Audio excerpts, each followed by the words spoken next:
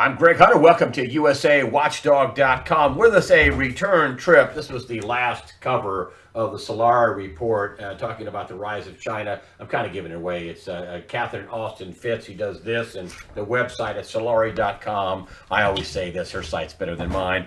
But anyway, she is coming on to talk with us, give us an update about what's going on with all the money.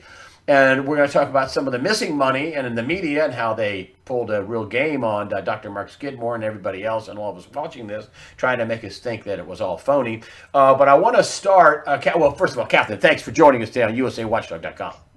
Thank you, Greg. I really look forward to talking to you, given everything that's happening. Yes, I'm going to go full screen here just so people can read this better. I brought this up in my weekly news wrap-up. I have full screen on me, I think. This is about Russia buys quarter of world yuan reserves to shift from the dollar. I'm just going to read you a few headlines. What it should have said was they sold $100 billion worth of U.S. assets to shift into the yuan, yen, and the euro. And then this BIS warning, this is bizarre that these big financials, warning of seizure at the heart of the world. This was a UK story in December. And then just this year, World Bank warns of storm clouds, IMF warns. And then you have Alan Greenspan, my favorite, run for cover, run, Forrest, run. What's going on? Why are all these big institutions warning? Why is Russia dumping dollars? Why is this happening right now? What's up? So since the financial crisis, we have depended on more and more debt.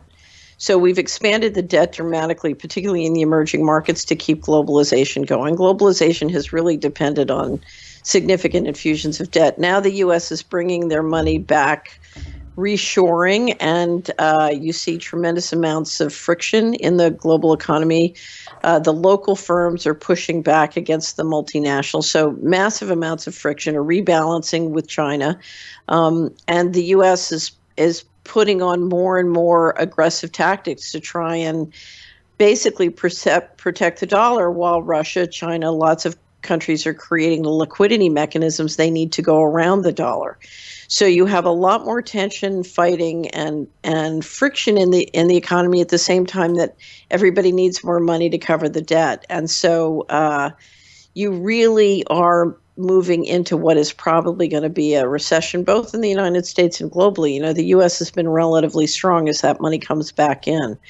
So I think everybody's getting ready to batten down the hatches as you see more competition in the global economy, and you see the danger of a dollar bear trap in the emerging markets. Sorry about that. Let me just... That wasn't supposed to be on. Sorry. Okay. That's all right. So we'll just continue. So we'll just continue. We've heard about this reset. We had Jim Sinclair on saying that this Russia story, them dumping the dollar, $100 billion, which is a lot for them. And getting into right, the but the Russians have been creating alternative liquidity systems and moving out of the dollar for a long time and moving into gold for a long time. So this is simply an acceleration of what Russia's been doing for almost 10 years. I was with the Russians came to the 2005 GATA Gold Conference and were doing due diligence on moving major amounts of reserve positions then. So this is a long-term trajectory for Russia. China's been more recent in terms of moving their reserves, but this is a natural progression of the rebalancing that we've known since the bailouts was going to happen. Are we going to get to a point where we get a new dollar? Are we going to get to a point where the president comes on some Sunday night and says, hey, don't worry, which is when you should worry, and we're going to get a new currency. We're going to have the debt, which is not payable. We're not paying this debt back. None of this debt's getting paid back. Are we going to get into a position where we get a reset of the U.S. dollar, which is, in effect, a reset of the debt?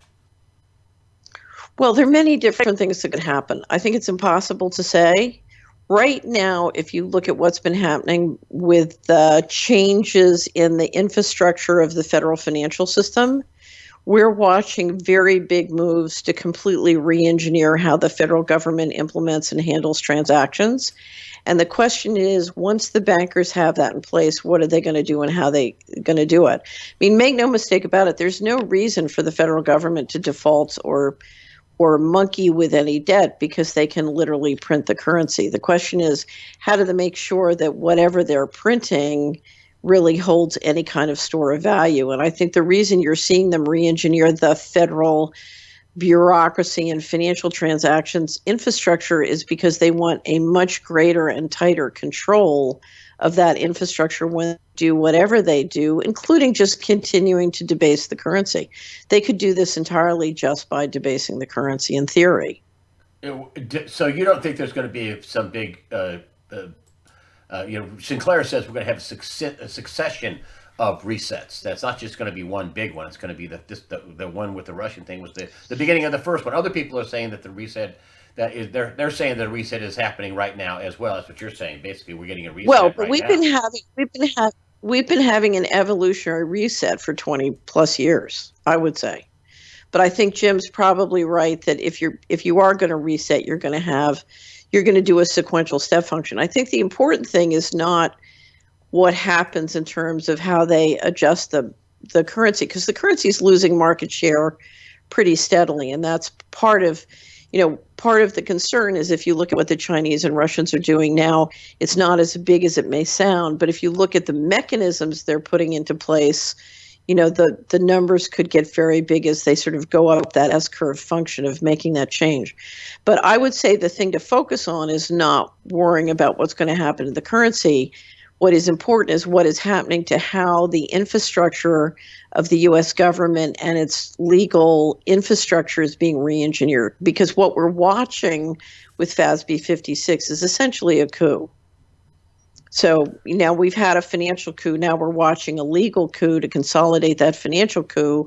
And what I would keep my eye on is what is happening to the fundamental governance structure of the U.S. Because the important thing is not what they do. The important thing is who controls when they do whatever they're going to do. Who decides? Who's in control? Because that's what determines what they're going to do. It's who's in control, because then they get to decide.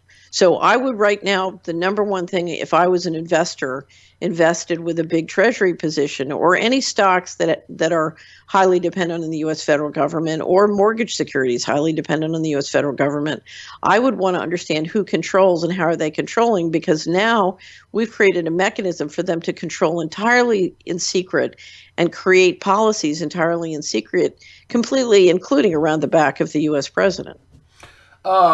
Explain FASB 56. Okay, FASB stands for the Federal Accounting Standards Advisory Board, which was created under the George H.W. Bush administration when Nick Brady was Secretary of the Treasury and Darman was OMB. It was three organizations: the Office of Management and Budget at the White House, the Treasury, which is now dropped off, and the General Accounting Office, which respects Congress.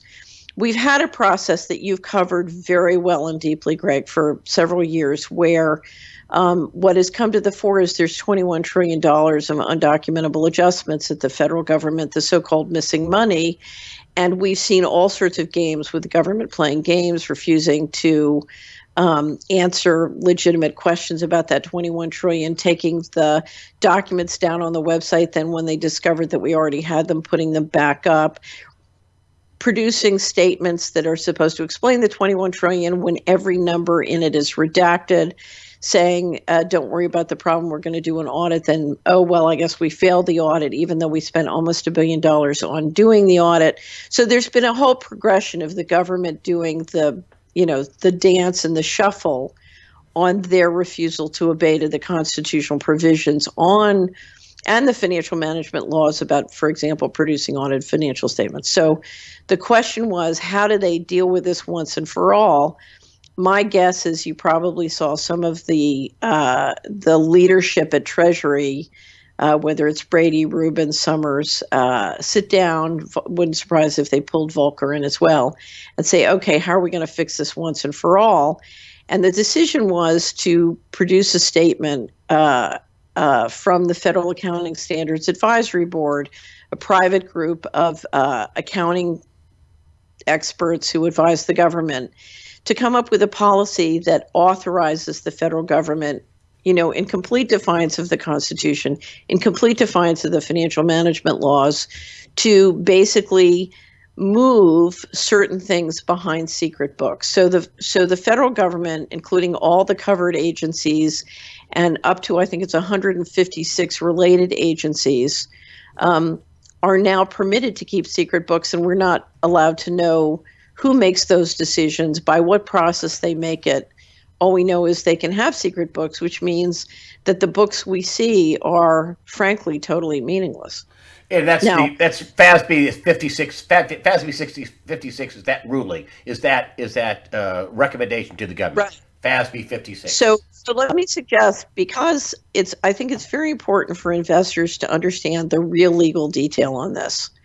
I had one of the law firms who works for Solari Report write a full piece on FASB 56. And if you go to our website, you can link to constitution.solari.com, or you can go directly to constitution.solari.com. And there's a full briefing for any serious investor on what FASB 56 is. But also, we have several pieces on whether the Constitution, the financial management laws, or the black budget laws, all the different legal infrastructure and history of the law related to federal financial reporting and management of federal financial accounts. So it's all there. What I would say the message about FASB 56 is we have just used a obscure accounting policy to officially change the governance structure of the United States government to fascism. What this means, Greg, is that an investor of U.S. Treasuries can buy a treasury. The money goes into a U.S. Treasury. That money, by a secret process that will never be reported, can be moved out into a private bank or private company with no consideration or no payment.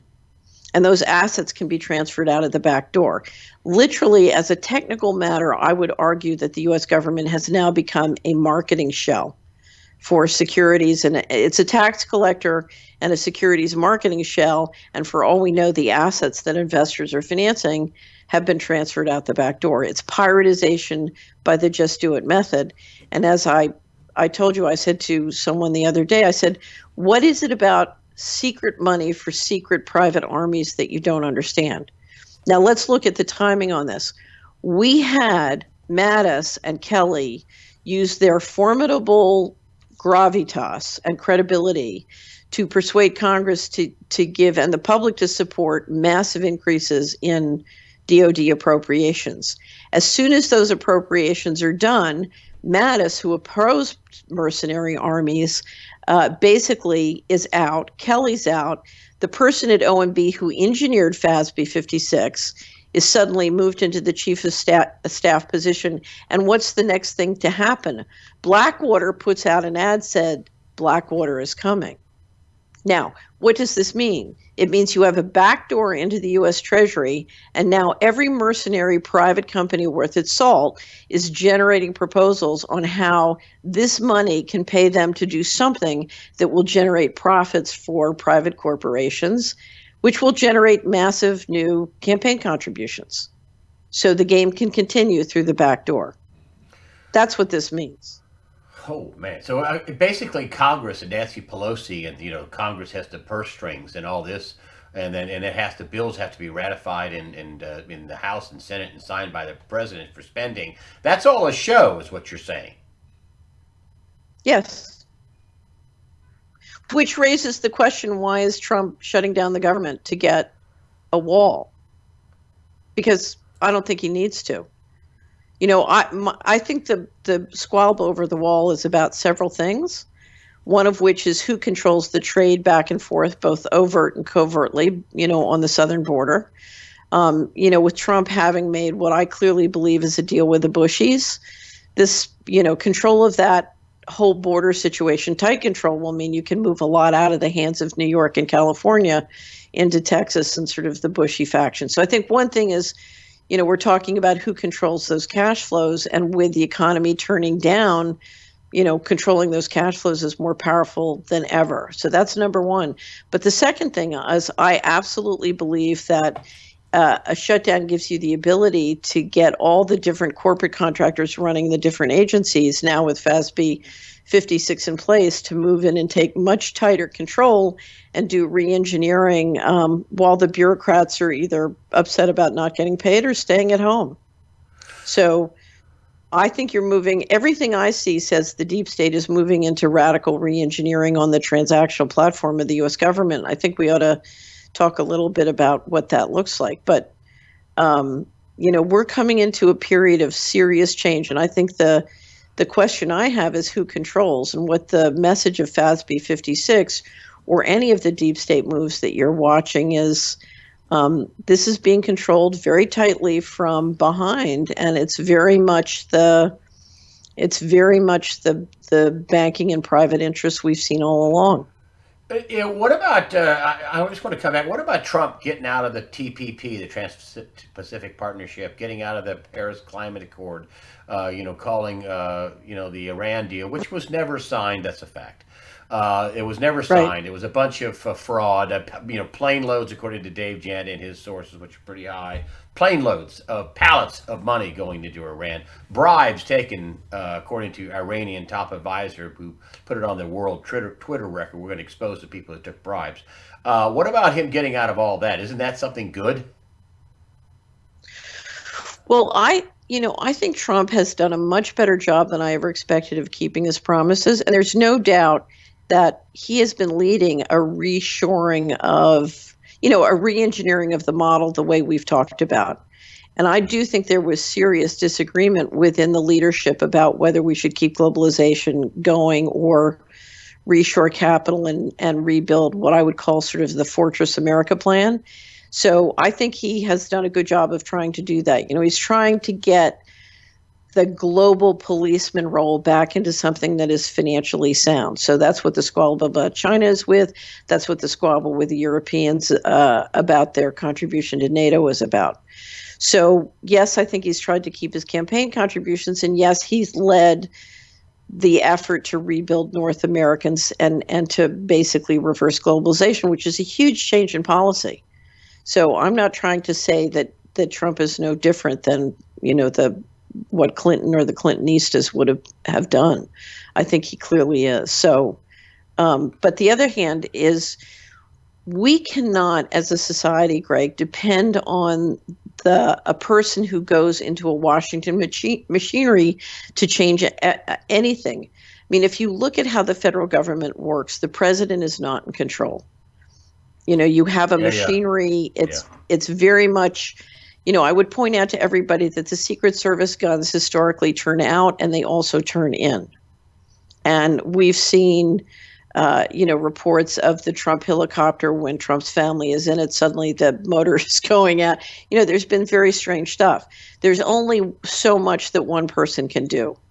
So, and they certainly cannot do it unless they have very high support in the polls.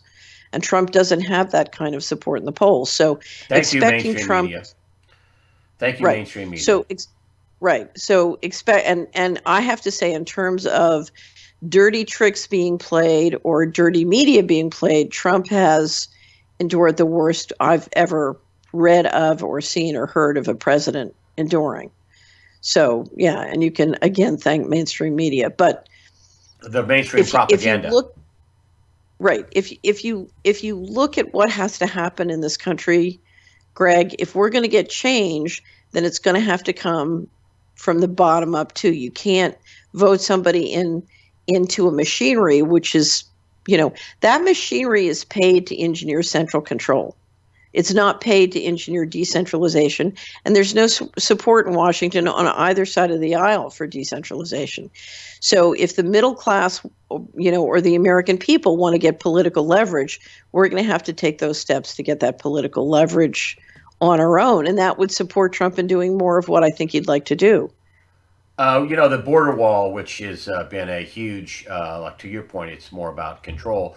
So the San Diego TV station comes out, and they do some research, and they come up and they say, wow, and they're an affiliate to CNN, and said, the wall works. It's very effective. And CNN has a hissy fit and basically tries to shut them out.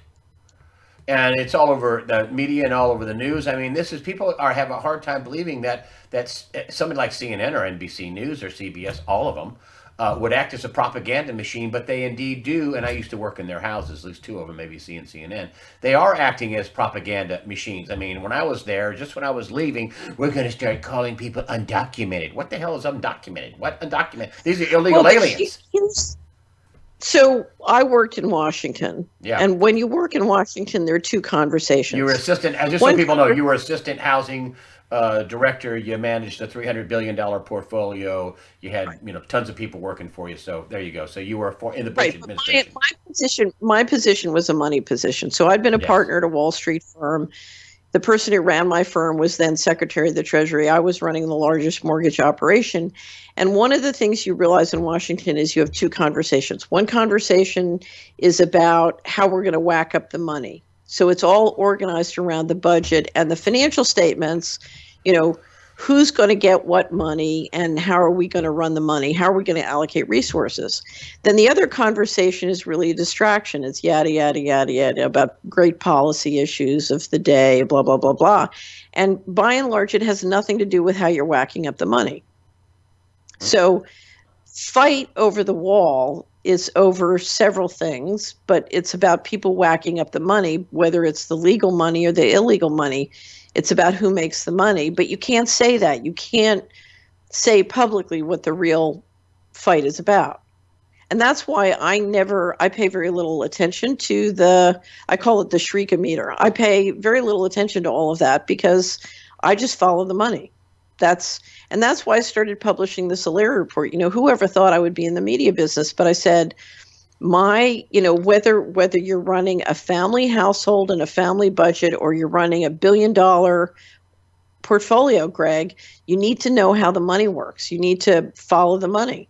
Well, and if you follow, you can figure out what's going on. And if you look at the amount of money, both overtly and covertly, that's flying back and forth on our southern border, you're talking about a very big swing in the economy.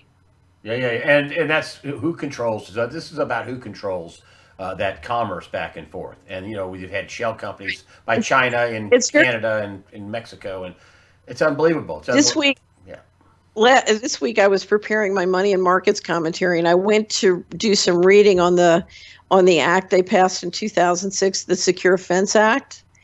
Anyway, I was reading the Wikipedia entry on the 2006 Secure Fence Act, and there's a professor from the University of Pennsylvania that pointed out that after they passed the law, that his study estimated that there were 2,000 additional deaths caused by the drug cartels because the building of the parts of the wall that they built had changed the value of different drug territories, and suddenly the fighting broke out among the cartels to reshuffle who owned what territory because the equity value of the territories had been changed by the law. Same thing here, but it's not just the drug business; it's all the businesses. It's the drug business and the human trafficking on the covert side, but it's also the trade going back on the overt side, and more importantly, it's which banks get the laundering. Which banks get the import-export financing. I mean, so look at who you've got at the table. You've got Chuck Schumer, who represents the New York banks. You've got Nancy Pelosi, who represents the LA and San Francisco banks, and they're fighting over who's going to get the cash flows. And the Bushies are in there pushing for Texas and whoever does a deal with them, right? Those are big, big cash flows. And if you look at how leveraged the financial system is, you can leverage those financial systems into huge money. Now, why is the BIS saying they're worried about derivatives? Because when you change the cash flows from one cartel to another, whether they're legal cartels or illegal cartels, you can hiccup their derivatives positions. Let's say you move huge cash flows out of the New York and San Francisco banks into the Texas or other banks, whoever is allied with the Bushies. What happens? It could hiccup their derivatives positions. That's what we call friction in the global economy. When I say friction, that's what I mean. So do you think that we could get a new dollar? Do you think that the dollar could get suddenly devalued? I mean, you talked about the middle class is going to get creamed. They got all this money. We have a $22 trillion deficit. We have a 21 middle class. middle class has been getting cream for 2 decades. Yeah, but creamed all of a is getting sudden. right now as we speak. It's not coming. It's here. Is it So gonna, so go ahead. so we have $21 trillion disappear from the missing money. We have 24 plus trillion dollars disappear on the bailouts. Now that 50 trillion has been moved out of the middle class and community pockets, now they're going to raise interest rates, right? Why? So they make more money on the 50 trillion. I'm talking about the media because you had a pretty good take on this. I mean, plus, Dr. Mark Skidmore is he's surprised at the Washington Post, which took the lead on this. I mean, Huffington posted a story, but he was surprised, shocked that they lied, that they called it plugs, and they said it all cancels everything out. And the reporter and his bosses, because reporters don't do whatever the hell they want at the Washington Post or ABC or CNN. Their bosses approve their budgets to do stories, and then they do editorial on those sources. So it is the Washington Post, not some dipwad reporter. Who basically said, "Oh, that 21 trillion is a big lie." Then they got Ocasio Cortez out there, the Huffington Post, saying we could pay for Medicare for everyone, and tell me how brilliantly they thumped this 21 trillion down. And that was pretty brilliant. So basically, they got her to confess that she had made a mistake, and so that affirms, quote unquote, this is a plug. Here's what you've got, because it's very hard for people to believe. She admitted with Anderson Cooper. She admitted with Anderson Cooper, who consequently spent a couple of summers at the CIA as an intern. And she but here's what's interesting. Yeah. She didn't say that 21 trillion was a mistake. She said that she had made a mistake, but she didn't say which part of the tweet was a mistake. Because the second part of the tweet that was a mistake, the 21 trillion was accurate. So but it was very clever the way they did it. But here's the reality. Well, you say the CIA put a team of people on the media and thumped this story. I'm assuming it was the CIA. I don't know that, but usually there would be a private media team. It could be a consulting firm. It could be a media firm. It could be a law firm. So, but normally you have a team that's in charge of handling the modified hangout on this thing, or the pushback, or the disinformation on that. So, whoever the project manager was, I think did a really brilliant job. What is important to understand about what they did is this is a Main Street versus Wall Street situation. You have all of Washington and Wall Street very dependent on the subsidy that rolls out from all these financial shenanigans. And as I said, I think they're authorizing private armies with secret money. So now you have, in addition to Washington and Wall Street, a growing amount of private mercenary firms, which is scary. And the reality is they're making a lot of money, Greg. As I said, it's what's driving global inequality. And everyone is dependent on this money to keep the game going, whether it's CNN, whether it's the big defense contractors, whether it's the big telecoms. All these guys are addicted to dirty money. This is dirty money, and they're addicted to it. They're trying to legalize it, but they're addicted. And so they're going to do it's like an addict who's got to get his fix. They're all on board to get that fix. And that's what the 21 trillion is. The 21 trillion is the heroin, is the dirty money, is the addiction. Right. But let's go back to what FASB 56 is. What they did was, instead of creating a bailout, they created a structure where you can do a bailout every day, 24/7. Wow. They created an open pipeline backdoor to the Treasury. One of the things they're going to say is, oh, no, it's subject to aggregate totals. No, it's not. First of all, if you wanted to do secret things, the black budget laws, as I describe in the black budget, or we describe in the black budget article at constitution.slayer.com, you already have that in place. Okay, so you don't need this. If you look at how they're using the federal government, there's lots of indication that I would argue says that they're laundering money in and then spending it out. So let's say you land in the Middle East and you start selling oil through the back door. You're laundering those revenues through DOD or other government agencies. It's a pattern that I saw. I can only explain what I saw at HUD by assuming I think they were laundering some of the drug profits through the HUD as a government agency. So this is basically an open running bailout, because under this structure, you can transfer private assets or you can transfer assets out of the federal government into private ownership, and nobody will know and nobody can stop it. There's no oversight whatsoever. You can't even know who's doing it.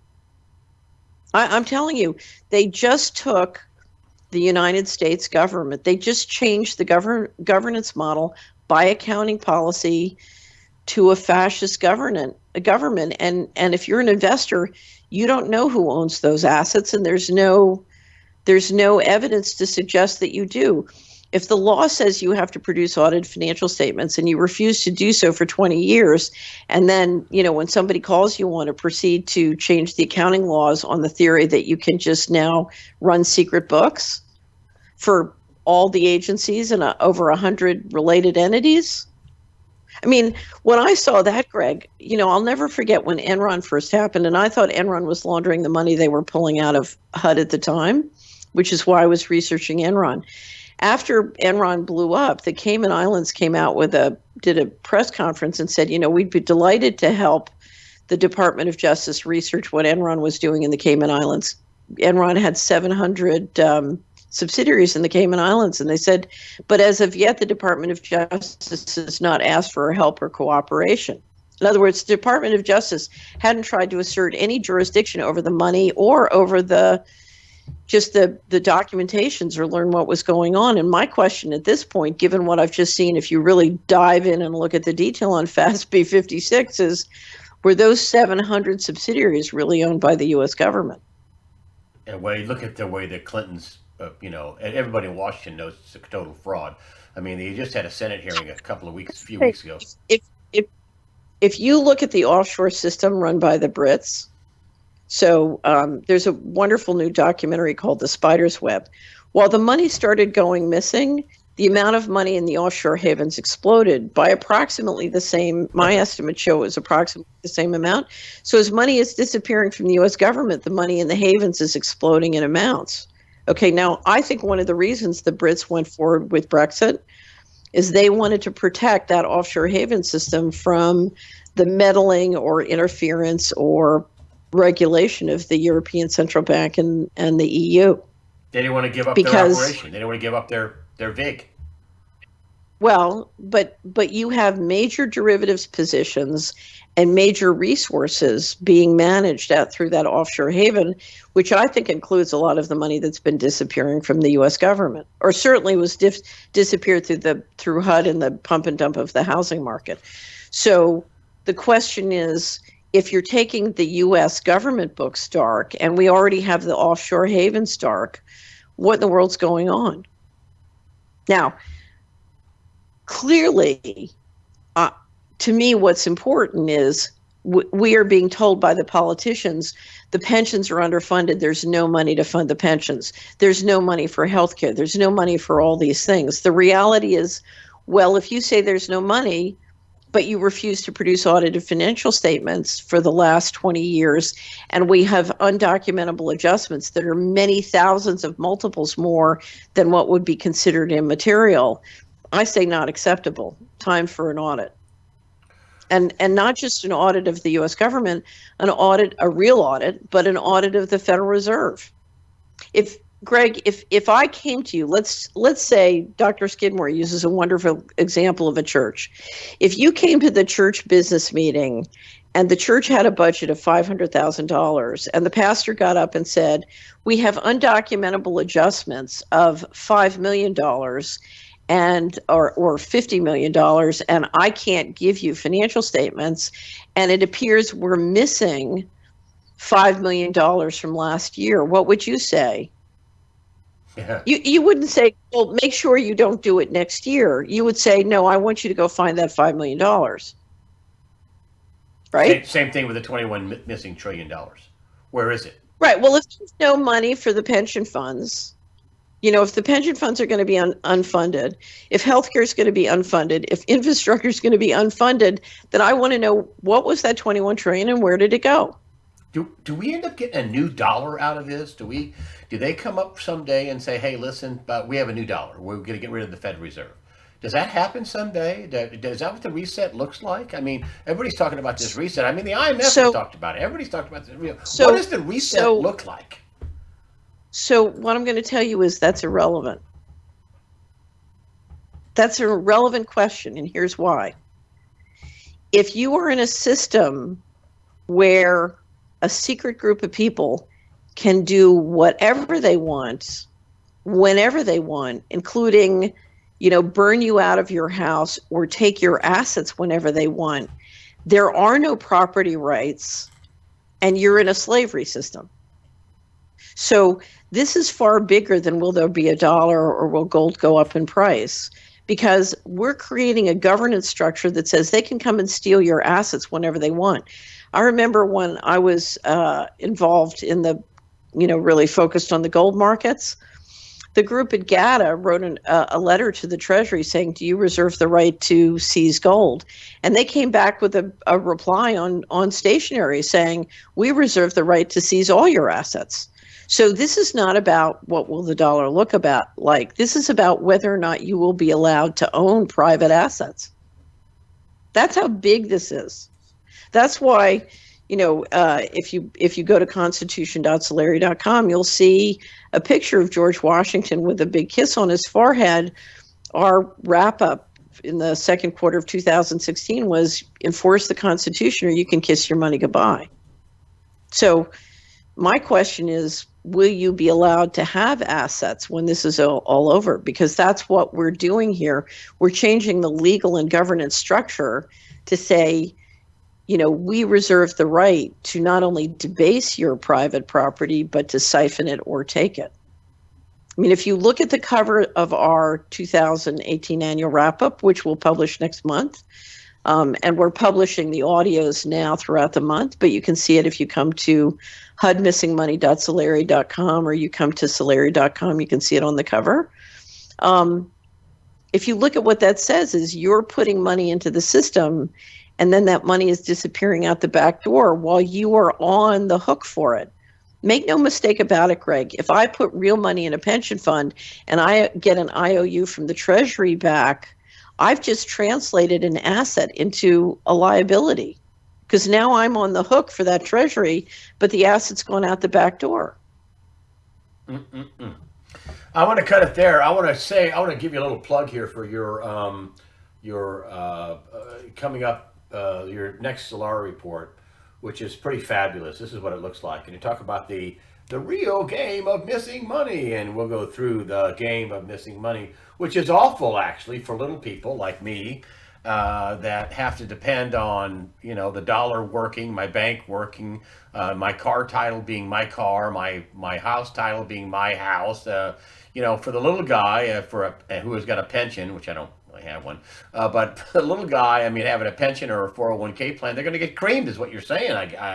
I suspect they're going to get. They're getting creamed right now.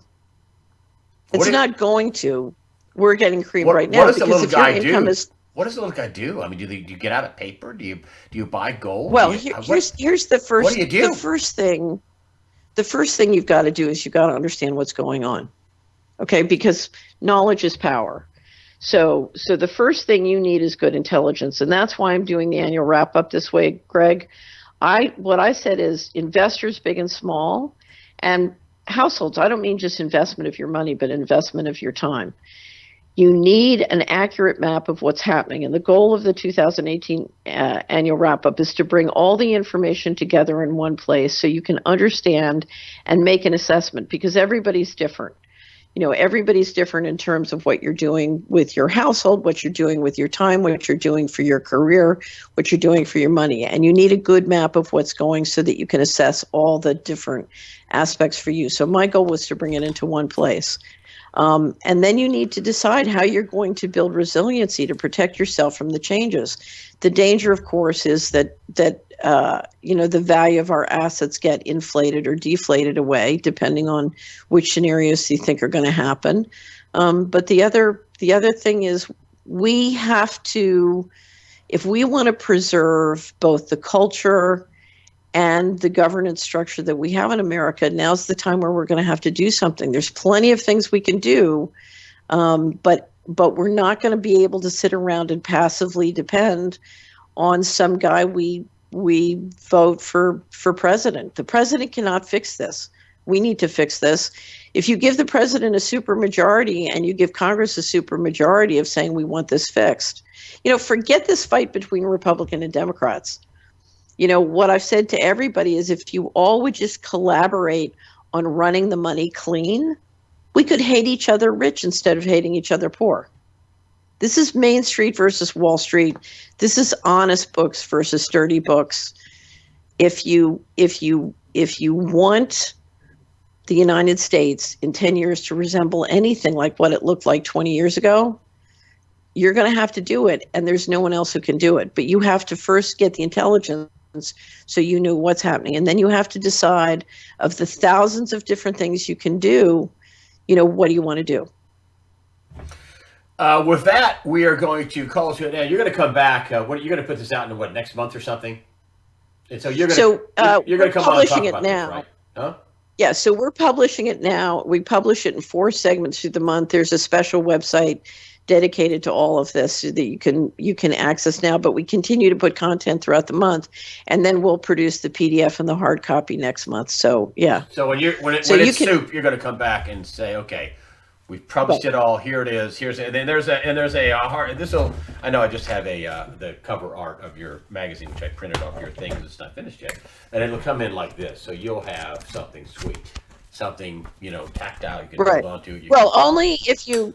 Greg, we have digital subscribers and digital plus print. If you're a digital plus print, you get the hard copy. If you're a digital subscriber, some people don't want the hard copy. So if you're a digital subscriber, you get the digital version. You'll get a PDF and a flip book. Well, a good thing about a hard copy is it doesn't crash, right? And it doesn't need battery power. Well, the other thing is, you do a really. I mean, I'm holding this out, just flipping the page, but you do a really super. This is kills. The paper is very thick. It's better than Time or Life or any other of these crappy articles. Right. So one of the things I absolutely believe is, people are busy, and they can't afford to try and get information in a way which is very draining. So I think it's very important that this kind of information be presented in very, very professional ways. And also succinct. I like to. You're succinct. You're detailed, but you're also succinct. It's not like what you go through to make this is if you printed it out would be that, right? It would be huge. It would be massive for you to boil that down. That's what journalism is, right? You boil things down. We don't need that. We don't need this. We need this. We don't need that. That's what journalism is. Good journalism, honest, arbiter of the facts. That's what you are. Right, but I'm like you. I also believe if you get it out there in hard copy, nobody can take it away. Yeah. If you've got thousands of hard copies spread all over the place, that's a lot more enduring. You and I both deal with a lot of mysterious systems problems. So you and I both know there's digital format only has its challenges. Yeah, that's why the Bible's not just word of mouth, right? They put it in a book, and it's out there all over the place. Hard to get rid of, which is good. I know. Okay, listen, Catherine Austin Fitts, I'm going to put the links up for Solari.com, your constitutional page, your missing money page. You're going to come out with a hard copy of this when it's all finished in 30 days or so. Love to have you on again. You're a smart person. Thank you so much. And I just want to make the point again. I think the time has come, if you're an investor directly or indirectly in Treasury securities, federally secured or insured mortgage-backed securities, or stocks that are heavily dependent on federal flows, the time has come for you to do serious due diligence on whether or not you think FASB 56 has an important impact on not just your buy decision, but your pricing decision. You need to do your own due diligence. We're in an environment where all of this is caveat emptor, buyer beware. You've got to do the due diligence. And with that, I'll leave you. Catherine Austin Fitts, Solari.com.